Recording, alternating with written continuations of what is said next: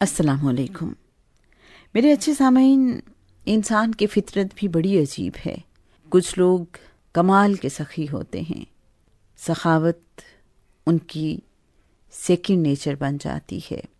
ان کو دوسروں پر مال خرچ کرنا، اللہ کے بندوں پر خرچ کرنا اچھا لگتا ہے، اور کچھ لوگ ایسے ہیں کہ جنہیں صرف اپنی ذات پر خرچ کرنا اچھا لگتا ہے۔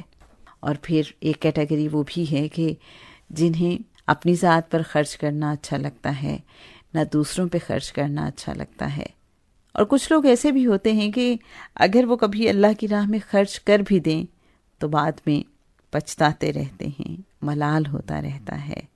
اسی حوالے سے سوال پوچھا گیا جناب سید سرفراز احمد شاہ صاحب سے کہ کچھ لوگ اللہ کی راہ میں خرچ کرتے ہیں اور اس پر پھر پچھتاتے ہیں، ان دونوں کیفیات میں توازن کیسے قائم کریں؟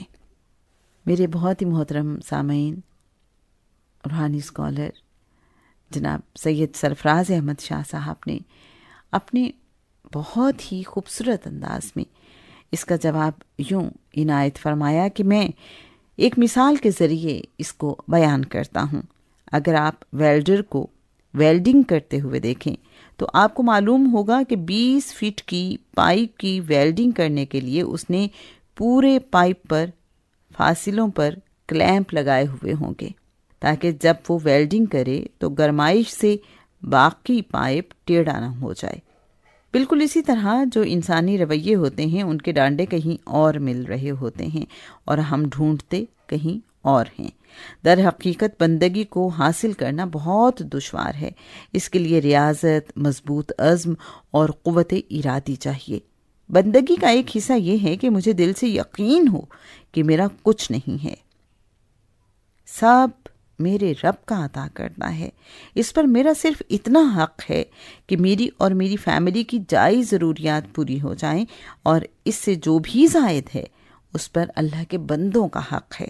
جب یہ یقین ہو جاتا ہے تو پھر دے کر پچھتاوا نہیں ہوتا، بلکہ انسان انتظار کرتا ہے کہ جو کچھ میرے پاس بچ گیا ہے وہ کوئی آ کر مجھ سے لے جائے۔ یہ ایک رویہ ہے۔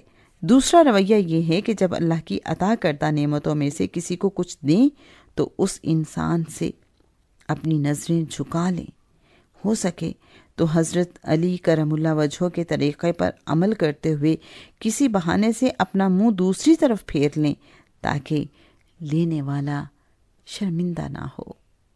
حوالہ کتاب 40 علمی نشستیں، پیج نمبر 84۔